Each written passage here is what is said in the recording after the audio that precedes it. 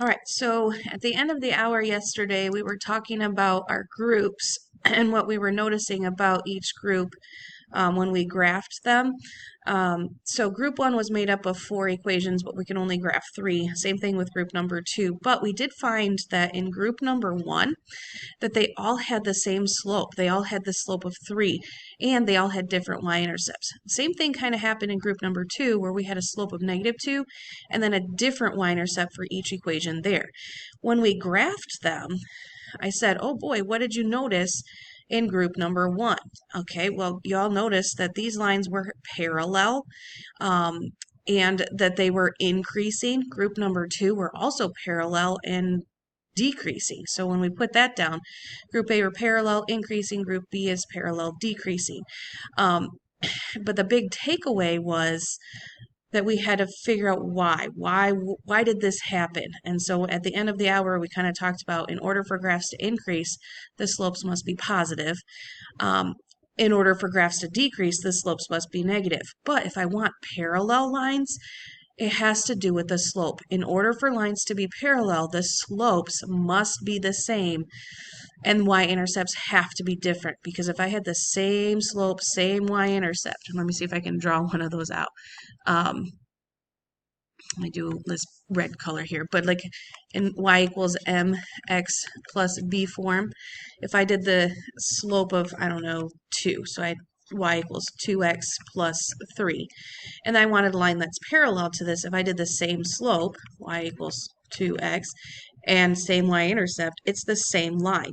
I would end up getting the same line, and every point on that line would be intersecting. It wouldn't be parallel anymore. They have to be different y-intercepts.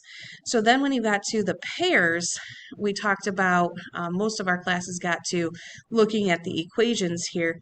Pair 1, that first one had a slope of 2, and then this one had a slope of -1/2. If we take a look up here, this one could have been written as 2 over 1, and this one was -1 over 2. Pair number 2 had a slope of -4, and then a slope of 0.25, which was the fraction 1/4. So if I compare these two as fractions, the first slope was a -4 over 1, and we compared that to 1 over -4. And the last one here, you had a slope of -3 and a slope of 1 over 3, or 1/3.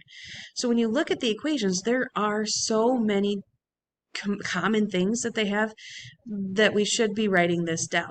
Yes, I see in pair number 1 their y-intercepts are 0, they are the same, but pair number 3 they didn't have the same y-intercepts, so we couldn't really say that.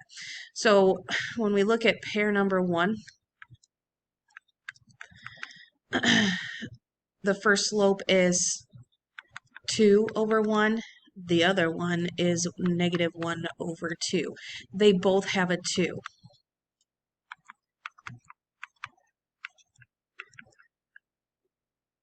One's in the numerator, one's in the denominator.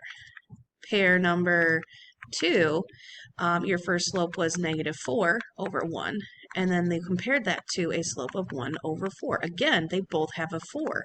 One happens to be in the numerator, and one happens to be in the denominator. Pair number 3, your first slope was -3 over 1, and then you have a slope of 1 over 3. In this case, they both have a 3. Just happens to be one's in the numerator, one's in the denominator. So when we graphed these, oh, they were not parallel. Yes, they do intersect. I see that you guys are saying that they're intersecting, but what angle are they intersecting at?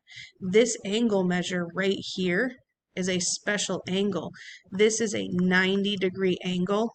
This is a 90-degree angle. And then if you look at pair number 3, also intersecting at a 90-degree angle. So anytime you have two lines intersecting at a 90-degree angle, yes, they intersect, but we like to call that perpendicular. So when we graphed these, pair 1, 2 and 3 are intersecting at a 90-degree angle, they are all perpendicular. Brand new word for us, okay? But then the big question is why? Why are these perpendicular? Why are they intersecting? Okay, so the big takeaway here, if we take a look at question number 1, you've got one that's increasing, one that's decreasing. So when you look at the slopes here in pair number 1, I guess maybe we'll write our pair number 1 here. Pair 1 slopes, you had a slope that was 2. Was it 2? Yeah, 2. And then you had a slope that was -1 over 2. Okay, this is huge here. Because one, you have one that's increasing and then one that's decreasing. If you want lines to intersect, one has to increase, one has to decrease. So that's why we have one that's positive, one that's negative. But we also saw that you had a 2 in the numerator, 2 in the denominator. These fractions are flipped. I'm going to say the rise to run ratio is flipped.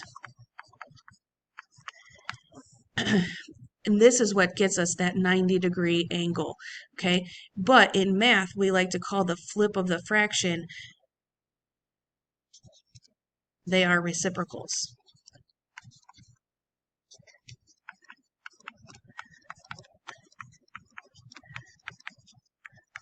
Okay, so in order for us to have perpendicular lines, or if I want lines to intersect at a 90-degree angle, our slopes must be opposite. They must have one positive, one negative, and they have to be reciprocals of each other. They have to be flips.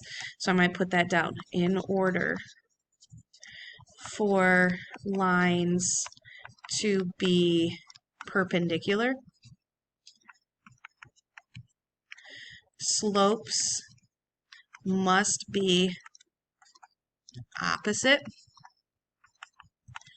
and reciprocals of each other.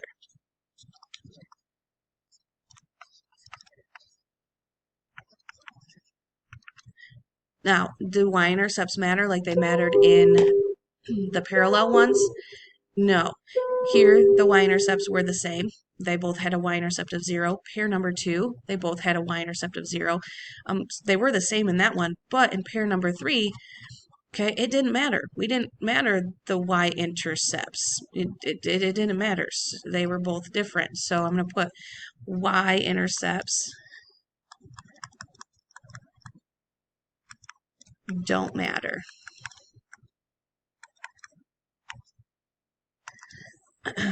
Okay, but the big thing here is that you have to have opposite reciprocals of each other. So for example, if I gave us y equals, I don't know, 1/3 x plus 5, I want one that's perpendicular to this. Well, my original slope is 3. A perpendicular slope would have to be the flip of the fraction, so 3 over 1, and it has to be opposite. So this one was positive, so this one has to be negative. So my perpendicular line would have a slope of -3 over 1, which would be -3.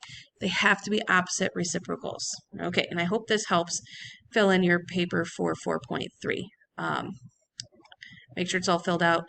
If you'd like to take a picture of this and send it to me, all said and done, that would be great. Fill out your papers and then bring them back on Monday. We'll see you then. Thanks. Bye.